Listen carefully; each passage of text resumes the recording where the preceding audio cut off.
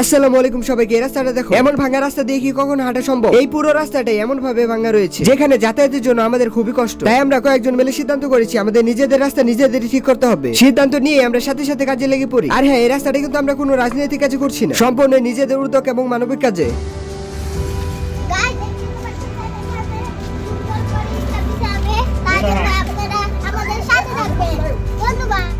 চলাচল অযোগ্য, কিন্তু এই এলাকার কিছু যুব সমাজ এখন তারা এই রাস্তাটি সহযোগে নিজস্ব অর্থায়ন বা স্বেচ্ছাসেবীর মাধ্যমে তারা এই রাস্তাটি মেরামত করতেছে।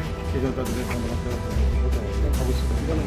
রাস্তার এই সমস্যার কথাটি অনেক লোকজনে বলছিল এবং তারাও আমাদেরকে অনেক সাপোর্ট এবং আগ্রহী করে তুলছে। তরুণ যুবকদের বোঝা উপলক্ষে রাস্তাটা মেরামত করে দেবে। ধন্যবাদ তোমাদের সবাইকে। আমাদের প্ল্যান হচ্ছে এই পুরো রাস্তাটা একটু একটু করে মেরামত করব। জনগণের রাস্তা ঠিক করছি আর জনগণ কিন্তু অনেক খুশি। আমরা যথাযথভাবে যতটুকু পারি ততটুকুই করছি। বিশেষ করে রোজা রেখে সবাই একটু ক্লান্ত, কিন্তু ইনশাআল্লাহ আমাদের রাস্তাটা তাড়াতাড়ি মেরামত হবে।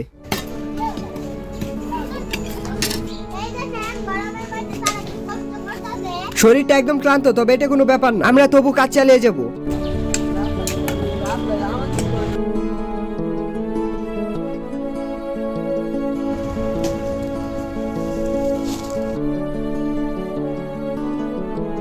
আলহামদুলিল্লাহ রাস্তার কিছু অংশ কাজটা কমপ্লিট হয়েছে।